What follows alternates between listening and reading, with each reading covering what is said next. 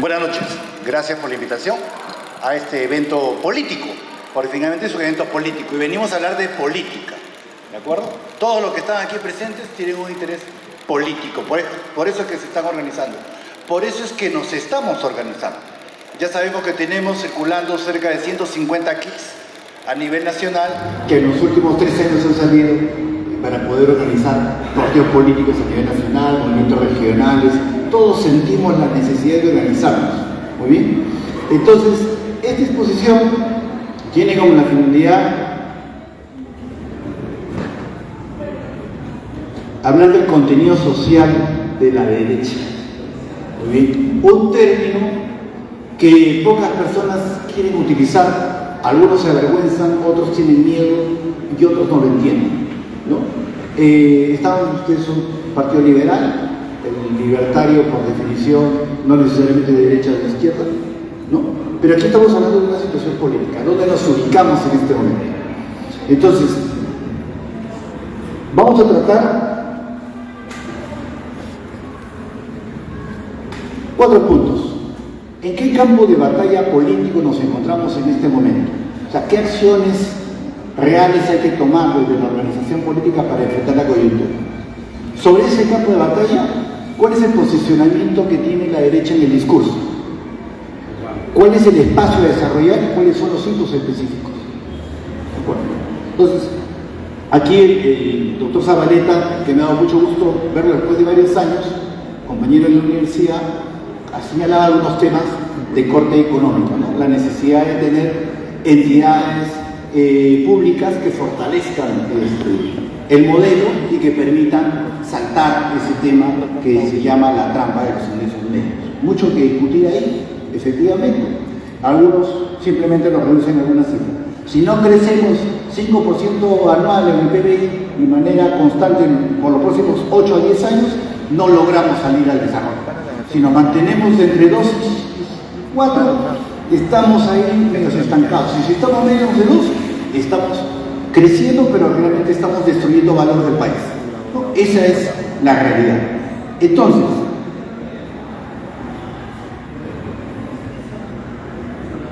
un poco para definir el campo de batalla.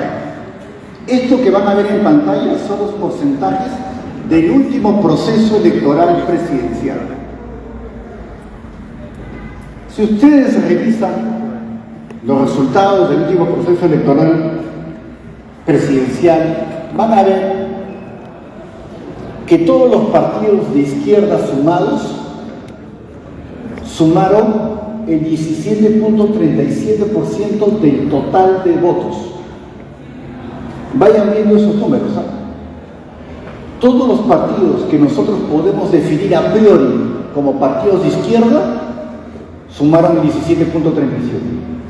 Y los partidos que podríamos definir de centro, porque no han construido una doctrina, no tienen una posición política clara o simple o llanamente son dientes de alquiler,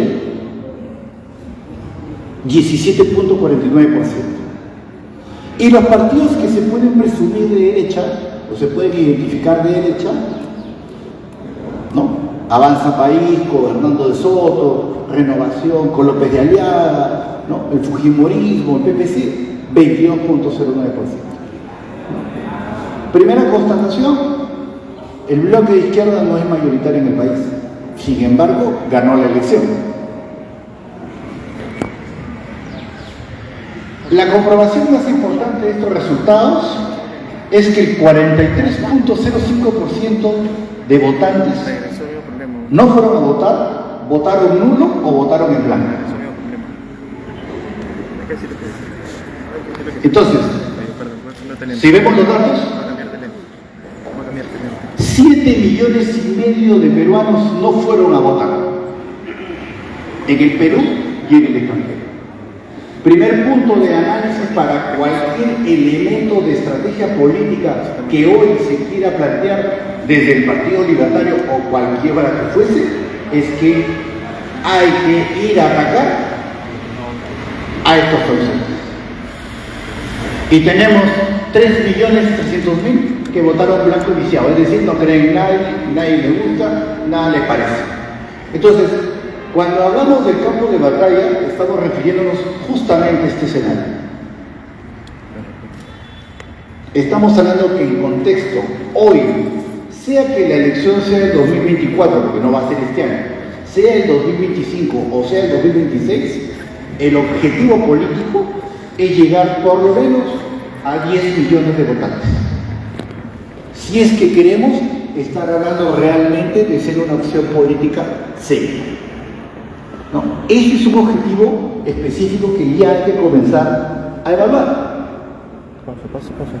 Ahora, ¿por qué en estos momentos hablamos de un concepto que se denomina antitético derecha? Bueno, lo que pasa es que aquí tenemos varios, más de 50, ¿no? Y hemos usado los últimos 20 o 30 años la gran discusión que existe con respecto al hecho de llamarse derecha. En los últimos 20 años hemos sufrido, el colega que expuso hace dos oportunidades hablaba de la guerra cultural. Tenemos un posicionamiento de parte de la izquierda con respecto al manejo de la historia y de la redacción y cómo se cuenta la historia. La izquierda tiene una particularidad, te cuenta una historia que es cierta. La mitad es cierta y la otra mitad es una deformación de la verdad. ¿No? Te habla de corrupción. ¿Se puede negar que ha habido corrupción? No, no se puede negar que ha habido corrupción. Pero la izquierda tiene una habilidad específica para que cada vez que haya un problema, correrse un poquito más a la izquierda y que todo lo malo esté a la derecha. ¿No? Esa es la habilidad que tiene. Esa es la habilidad discursiva que tiene. Entonces, ¿a qué nos enfrentamos? En el Perú, vamos a decir que hay una identificación. Por ejemplo, hablemos aquí ustedes son del Partido Libertario. Por historia, desde la época que se postuló el premio Nobel Vargas Llosa y se identificó todo el concepto de libertad y de liberal con el tema de Vargas Llosa, está definido que un liberal es un hombre de derecha. ¿No? Así es en la psiquis, en la percepción nacional, así está pensado, perdón. Entonces, pero seamos también, comencemos a ser primero honestos con nosotros mismos. ¿Qué representa la derecha en el Perú? Y hagamos un contraste con qué representa la izquierda en el Perú. Si nosotros queremos ver esto en una línea de tiempo, vamos a ver tres grandes momentos del desarrollo del movimiento político que es importante conocerlo. El primer momento, entre 1928, en que se funda, ¿no?, el Partido Socialista en el Perú, luego Partido Comunista, ¿no?, posteriormente el 30 del APRA en el Perú, hasta en los momentos actuales, porque es ahí donde comienza a formarse la izquierda marxista en el Perú. La izquierda marxista en el Perú hasta hoy sigue vigente, tiene sus espacios, está presente en los sindicatos, tiene la CGTP, tiene otras instancias, tiene un discurso, tiene una historia, ¿no?, tiene una doctrina, tiene cuadros formados. Entonces sobre eso es que trabaja. La derecha de la época era lo que se conoce en la tipología política la derecha dictatorial. Es decir, hasta el año 68, antes de Velasco, la derecha identificaba con los golpes militares, ¿no? O sea, Benavides, Odría, ¿no? Golpe militar, gobierna con la oligarquía, gobierna con la derecha, y de ahí comienza a formarse ese apelativo que rápidamente, el mote que rápidamente te pone en un debate, ¿no? La derecha bruta y achorada, ¿no? La derecha bruta y achorada. Esos son los golpistas, pues, los fachos, los que vienen y te ponen la bota del militar encima. ¿De dónde viene eso? Viene de esta categoría. Pero realmente la derecha dictatorial, basada en los golpes militares, ya desapareció. Aquí varios de ustedes seguramente conocen personal militar, yo conozco a varios, somos de mi generación, de mi actividad. Yo también he pertenecido a la fuerza. Ningún militar hoy día en su cabeza está siquiera a pensar en un tema de golpe militar. Por una razón específica, porque por 20 años han estado perseguidos por temas de justicia, por la justicia, por los temas de los años 90. Entonces el razonamiento es, ¿por qué yo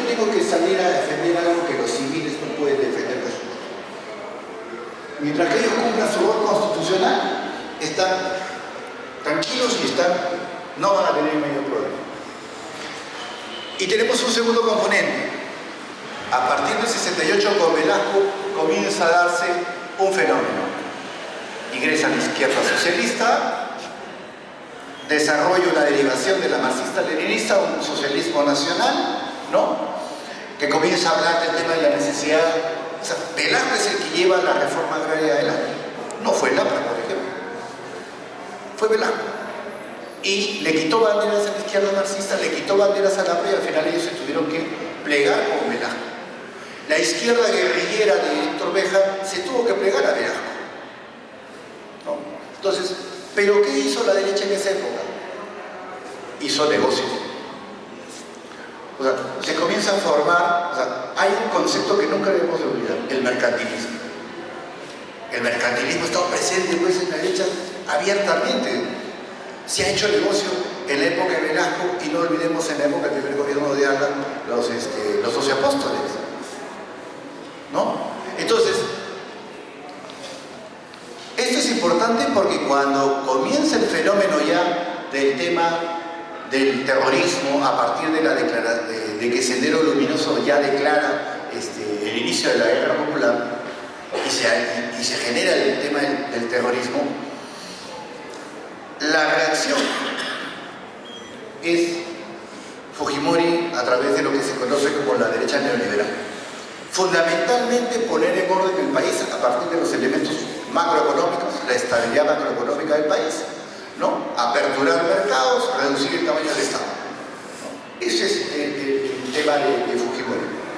Entonces, pero esta derecha mercantilista y esta derecha neoliberal que pone las bases macroeconómicas y las bases del momento, se afecta de manera completa por el tema de corrupción, ¿no? Todos somos obviamente testigos de la corrupción fatal que se visualizó el año 2001 a través de lo que era la televisión.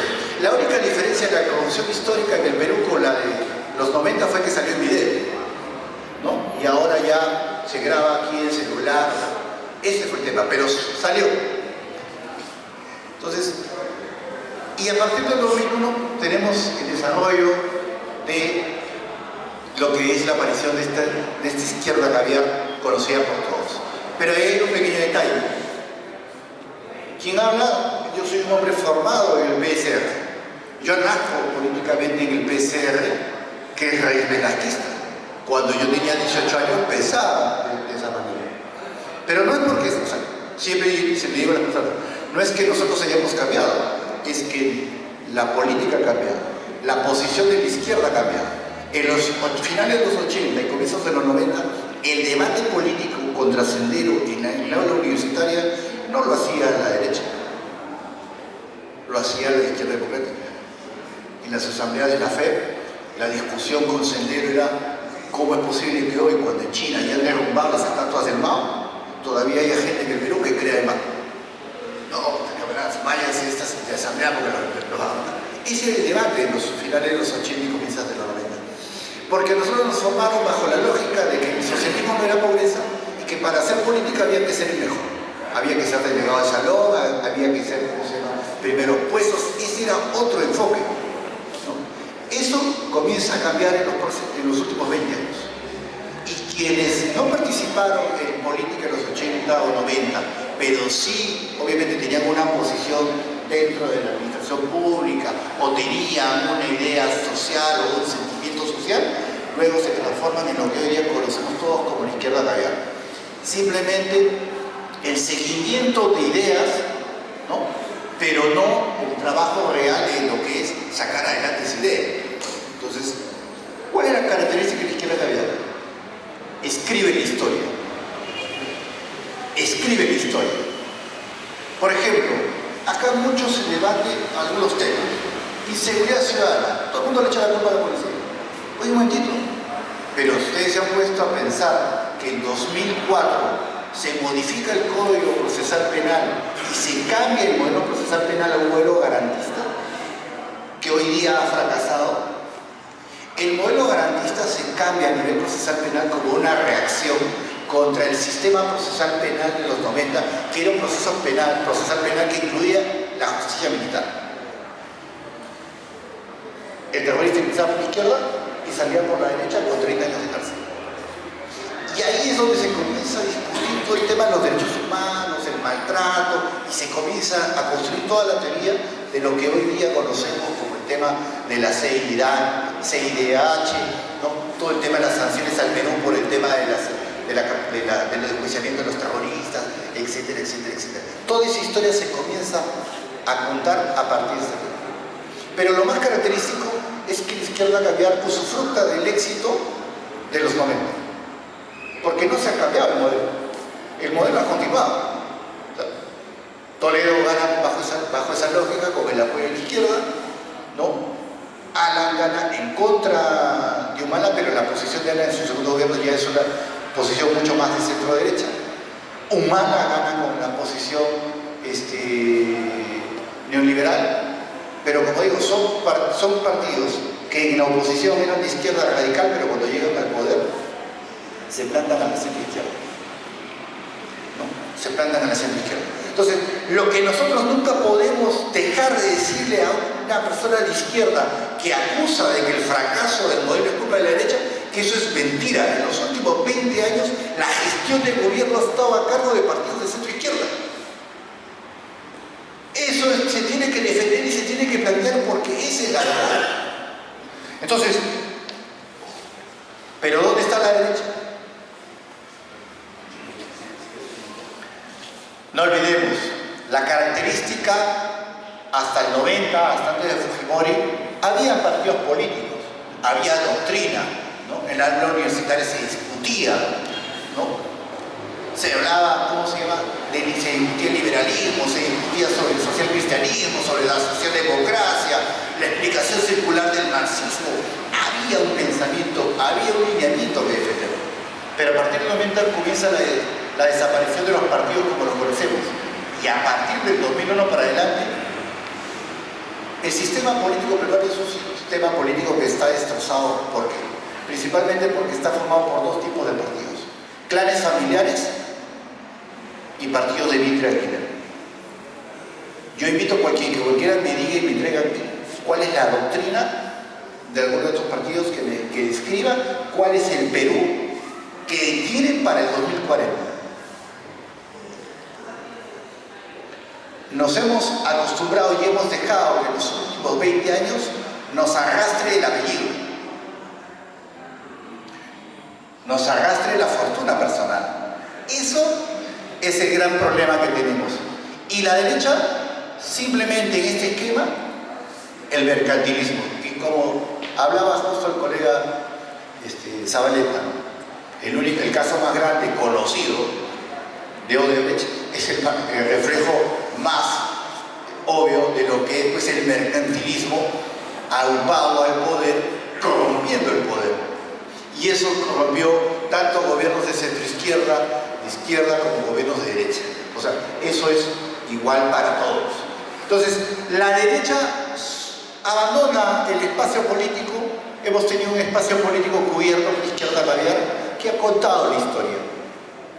Entonces tenemos 20 años de pérdida de tiempo donde la historia nos ha ganado, donde la izquierda nos ha sobrepasado en contar esa historia. Entonces, hoy día nos encontramos ante el fenómeno que yo defino como el neosenderismo. Ciertamente, cuando hablamos del tema de las marchas, no podemos decir que todo el mundo es senderista, pero que quienes promueven tienen una lógica política, evidentemente sí. Que es una lógica que proviene del cambio de la estrategia del Sendero Luminoso en los 90 hacia la penetración de lo que son los sindicatos, completamente claro. ¿Y cuál es el sindicato que principalmente se ha infiltrado? El magisterio, ¿no? Entonces, ¿cuál es el espacio? Llámese liberal, socialdemócrata, como queramos llamarlo, que hoy día está por construirse. Este espacio. Este es el espacio que hay que comenzar a construir. Ahora, ¿por qué hablamos del contenido social de la derecha? Porque la construcción del espacio político en este momento requiere no solamente de pintas, o sea, no requiere solamente de buena voluntad, requiere esencialmente del discurso político, del convencimiento político. Esos 7,5 millones de peruanos que no fueron a votar, esos 3,5 millones que votaron blanco y nulo, es porque simple y llanamente no creen en nadie. Nada les interesa y porque piensan que todos son unos ladrones, unos cohetes. ¿No? Entonces, ¿dónde viene el gran esfuerzo político? Hay que saber hablarle al ciudadano, qué es lo que quiere. Yo, como profesional, no solamente me desempeño como abogado, sino que tengo una empresa de investigación de mercados y hago investigación política. Entonces, miren ustedes, esto que ven ustedes aquí fue un sondeo que hicimos en enero del 2021 para un partido político de los calificados como de derecha. Su candidato ganó en Lima, quedó cuarto a nivel nacional. Y acá nos salía, ¿qué es lo que el ciudadano desea? Recuperar la estabilidad económica, recuperar la seguridad ciudadana, crear puestos de trabajo, recuperar la estabilidad social, y en ese momento salía el tema del COVID. Seguramente que hoy día podríamos estar hablando de aspectos de salud. O sea, no ha cambiado mucho el esquema, la discusión sigue siendo social, el debate político sigue siendo social, la propuesta política sigue siendo social. Hay que comenzar a construir la propuesta, la doctrina y la propuesta específica y clara que le diga al ciudadano, oye, ¿cómo es que nosotros como partido vamos a recuperar esa estabilidad económica? Vamos a crear puestos de trabajo. ¿Cómo en general vamos a lograr reducir esa diferencia de ingresos entre el que más gana y el que menos gana? Porque ahí viene el centro de la discusión contra la izquierda. Porque la izquierda, ¿qué ofrece su discurso? La izquierda, por definición, siempre te va a decir, mira, nosotros estamos haciendo políticas sociales que van a reducir la pobreza y van a reducir la desigualdad. Aquí se ha hablado de Argentina, ¿no? Ustedes seguramente han conocido esos casos de algunas personas, damas en Argentina, que por ejemplo, con una lógica económica clara, dicen, pero ¿para qué voy a trabajar? Si tengo 4 hijos y recibo 1.200 pesos por cada uno, ¿no? Tengo 4.800 pesos al mes, estoy con los chicos y si voy a trabajar, seguro dicen, voy a conseguir un laburo de 2.800 pesos, 3.000 pesos, no voy a estar fuera de mi casa, mejor no trabajo. Me quedo recibiendo los bonos de parte del Estado. El gran problema del tema de los bonos y el esquema del discurso de la reducción de la desigualdad desde el punto de vista de la izquierda es que se sustenta siempre y cuando haya recursos con los cuales sustentarlo.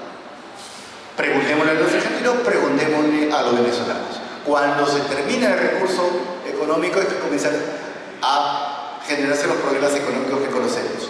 Por lógica económica sabemos que cualquier país se sostiene en base a lo que es el ingreso por tributos y para eso tiene que haber mayor productividad. Y lo que no puedo obtener por ingresos por tributos lo puedo obtener por empréstito, por préstamo. Pero cuando yo ya no puedo soportar la carga de préstamos, entonces comienza a funcionar la maquinita, comenzamos a entrar en un tema de default y al final todo se vuelve incontrolable. Pero lo más a tomar en cuenta es qué dice la izquierda de la derecha. La derecha desmantela la política social, concentra la riqueza en pocas manos, genera desigualdad y exclusión social. ¿Qué es lo que estamos viendo en estos momentos en las marchas sociales, en los conflictos sociales que tenemos? Hay un discurso de odio, hay un discurso de confrontación, hay un discurso, ¿no?, de crítica diciendo que soy pobre porque el sistema me hace pobre. Soy pobre porque el sistema me quiere pobre. Y no es así. Sabemos que dentro del esquema de los modelos políticos, el modelo económico de libre mercado es el modelo económico, siendo imperfecto, más eficiente para generar riqueza. El gran problema viene que en los últimos 20 años esa producción de riqueza no ha llegado donde debe llegar por otra variable, que es la ineficiencia primero y la corrupción después. Entonces, agregaría algo a lo que dijo el colega Zabaleta. La economía es muy importante, pero no debemos de olvidar que la economía en un país la manejan los políticos. Por eso es tan importante elegir bien. Ustedes seguramente han leído a Carlos Matos y su obra El líder sin Estado Mayor, y si no lo han leído, léanlo. Carlos Matos decía una cosa muy interesante: hay tres tipos de políticos: el cabecilla, ¿no?, el político y el estadista. El cabecilla es el que llega al poder con la finalidad de satisfacer a una camarilla. El político es el que llega con experiencia para hacer cosas en el momento. Y el estadista es el que ve más allá del tiempo presente y abre camino y establece parámetros para que un país pueda desarrollar lo que decía el doctor Zabaleta, para romper el tema, por ejemplo, del ingreso medio. Entonces, esta lógica discursiva hay que entenderla porque, miren, en política y en resultados, muchos se hablan de los fraudes, de las cosas, ¿no? Pero la verdad es que también es cierto, uno de los grandes problemas de nuestro modelo político y nuestros partidos políticos es que no están acostumbrados a hacer campañas políticas serias y no invierten en investigación. Esto que ustedes ven aquí en pantalla es el sondeo que nosotros trabajamos en redes en el mes de enero del 2021. En el mes de enero del 2021, en cualquier sondeo en redes, te salía tercer lugar, José Castillo Terranos. ¿Por quién nunca votaría? En el penúltimo lugar, José Castillo Terranos. Esa brecha entre por quién votaría y por quién nunca votaría es la oportunidad de crecimiento que tiene un candidato. Si un candidato está tercero y está casi cero en antivoto, lo que pasa es que ya no seguimos midiendo más. Nosotros para enero teníamos claro que Perú Libre barría en el centro del Perú, pero ya no medimos más y ya no pudimos ver la recta final. Pero esto es pura medición. Y esto es bien importante verlo acá. ¿Por quién está dispuesto a votar en las elecciones? Mire usted lo que nos salía. De izquierda, 18%. De centro izquierda, 16%. 1.2% de extrema izquierda. De centro derecha, 12%. De derecha, 6%. Y de extrema derecha, 0%. Pero un 33% no sabe, no opina. Esas estadísticas son las que hay que tomar en cuenta, ¿no? Hay que tomar en cuenta eso, porque estamos construyendo espacio político. Entonces, lo más importante hoy, desde el Partido Libertario, desde nosotros como Moderna, que estamos organizándonos como partido, desde cualquier organización política en este momento que se esté constituyendo con la finalidad de convertirse en una opción de gobierno válida, es que tiene que ganar la batalla de comunicación. O sea, no existe en este momento la posibilidad de hacer política sentado en el aula o ausente de las redes. No existe. Ahora, ¿cómo ganamos la batalla de la comunicación? Hay que construir liderazgo. Está muy bien lo que están haciendo. Paso a paso, día a día, hay que ir forjando el liderazgo. Se va a escribir exposición, se va saliendo en medio, se va publicando, se va hablando, se va explicando. Pero hay que construir una visión. Hay que decir qué queremos hacer del país.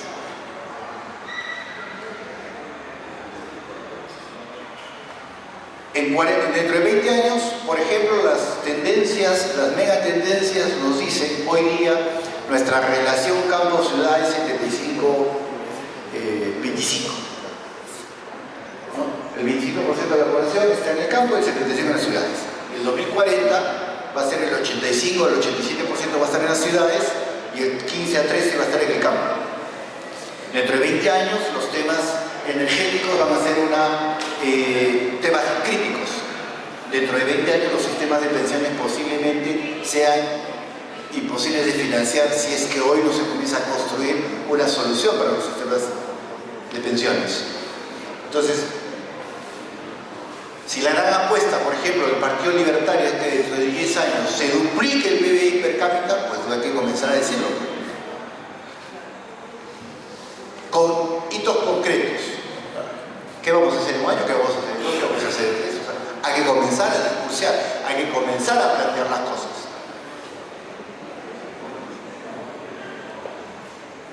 Vocería. Es clave tener vocería. Es clave tener vocería. O sea, tenemos obviamente que formar líderes, ¿no? Un líder nacional, alguien que vaya a ser candidato, pero tenemos que comenzar a formar vocerías regionales, provinciales, distritales. Eso es hacer partido. Incrementar plataformas de comunicación. Ahora, al final van a ver ustedes el resultado del último sondeo que hemos hecho y no lo tomen a mal, ¿no? Ni se vayan a preocupar demasiado. Es la foto de ese momento, de hace una semana.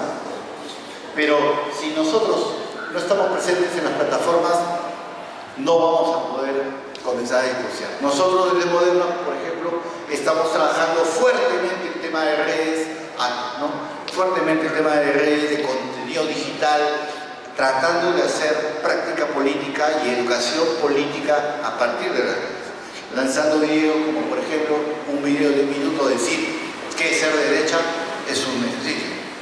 Otro video que dice cuáles son las características. La derecha moderna, ¿no? Es una derecha fundamentalmente que cree en la eficiencia de la administración pública, que cree en un nacionalismo inteligente, ¿no? Que cree en la necesidad de impulsar fuertemente la solidaridad y que cree, obviamente, que el libre mercado, ¿no? Entonces, y hay que debatir plaza por plaza. Plaza por plaza. O sea, seamos conscientes. Parte de la derrota política es por la incapacidad de poder alcanzar cubrir personeros. Si no tienes personeros, ¿cómo vas a defender un aula? No necesitan hacerte un fraude muy elaborado. Entonces, muy bien, como decía el doctor, ese problema social hoy día se expresa claramente en el comportamiento, por ejemplo, del PBI, ¿no? De la pobreza en el Perú, la pobreza que ha bajado de manera permanente en los últimos 20 años, sin embargo, se ha expuesto, pues, se ha disparado a partir de la pandemia y no ha regresado a los niveles del 2019. Tenemos niveles de extrema pobreza todavía en un 9%, cuando ya había llegado a 5.8%, ¿no? Entonces tenemos que ver ese tema. Luego, tenemos que tener claro que el comportamiento del PBI nos dice que estamos en una situación de pérdida de valor como país. El año pasado hemos crecido con ajustes un 2%. El doctor me está dando la mano, así que en un minuto termino. No me mires así. Estoy haciendo campaña. La política es así. Entonces, eso es lo que tenemos que discutir. Miren, ustedes obviamente tienen sus plenos, están armando sus equipos técnicos, están discutiendo. Ya pues, la gran discusión hoy día social de la derecha en el Perú es discutir el ámbito social. Es cuál es la propuesta desde la derecha más eficiente para lograr reducir la desigualdad de ingresos. Y eso es lo que hay que salir a discutir y a discursar y a defender en cada plaza. Problema del turismo, claro que lo tenemos que discutir en el Cusco y en los lugares donde corresponde. En agricultura, de hecho, la minería, para los que están en el mundo minero, la ley de minería es una ley que hay que cambiarla, evidentemente que hay que cambiarla porque lamentablemente tenemos un alto porcentaje de concesiones mineras en el Perú que son especulativas. Entonces, ¿hay acciones que se pueden tomar? Ciertamente que sí. El desarrollo tecnológico, o sea, hoy día, si nosotros no pensamos país, como dijo en la exposición anterior, pensando en los desarrollos tecnológicos, no estamos pensando realmente en el futuro, ni en el hoy ni en el futuro. Ya hoy día tenemos que hablar ciertamente de que los apalancamientos a nivel de lo que es políticas públicas tienen que ir acompañados necesariamente de desarrollos tecnológicos. Y ciertamente lo que es algunos aspectos de derechos generales que son de, no cabe duda, la seguridad ciudadana y la lucha contra el narcotráfico. Entonces, se puede tener la mejor propuesta, se puede tener el mejor equipo, pero si usted no la puede comunicar, van muertos. Vamos muertos todos. Entonces, ¿cuál es el riesgo? El riesgo en este momento, ¿saben cuál es?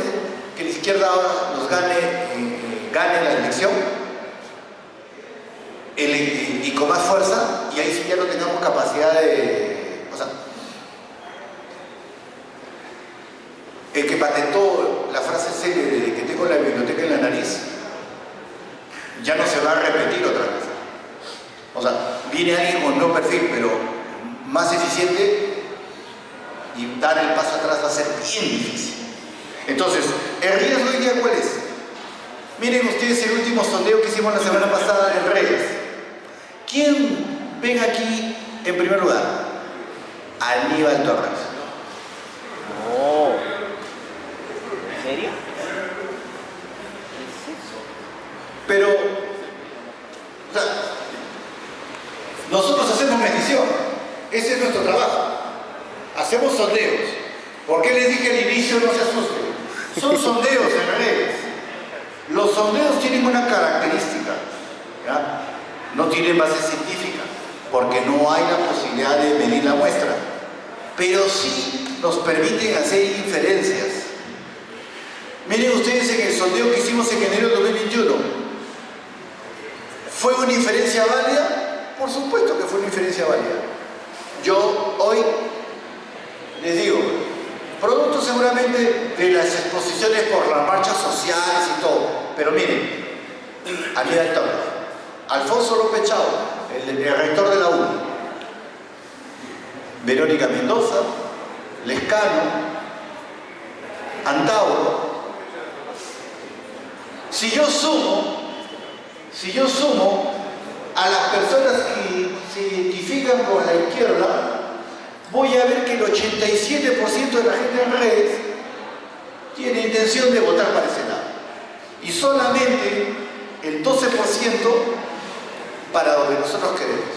Entonces, ¿tenemos o no tenemos una brecha que comenzar a trabajar políticamente? Sí, pues. Entonces, si, por ejemplo, si ese debate no se comienza a dar desde ahora en las redes sociales, en la radio, en los medios, pero con una agenda social clara y específica, el riesgo que estamos corriendo es que nos pasen por encima el próximo año, o el 2025 o el 2026. Entonces, ¿cuál es la conclusión? La centro-derecha desunida corre el riesgo de ser vencida. La centro-derecha debe acoger el discurso social como emblema. Ya lo tiene que comenzar a construir y lo tiene que comenzar a plantear. O sea, el tiempo de enfrascarnos en el debate constitucional, que está bien, pero ya pasó. Ya hoy día el discurso ya es de otro tipo. Tenemos que comenzar a hablar del tema social. Tenemos que comenzar a construir propuestas válidas. No para ahora, sino para dentro de los próximos 20 y 30 años. Y se debe perder el miedo o la vergüenza a decir que es de derecha. O sea, hace pocos días escuché escuchaba a un ex candidato presidencial decir, yo no soy de derecha por si acaso, ¿eh? Pero bueno, dijo, sí, porque es una derecha que es los osos de Odebrecht. Sí, pues, pero esos son mercantilistas, aguanta. O sea, definamos, es una derecha mercantilista. No es la derecha que queremos trabajar en el Perú hoy día. Hoy día lo que se quiere que formar en el Perú es una derecha con contenido social. Si esa derecha no aparece, no se fortalece, el gran riesgo va a ser que nos van a pasar por encima en las próximas elecciones. Eso es todo. Muchas gracias.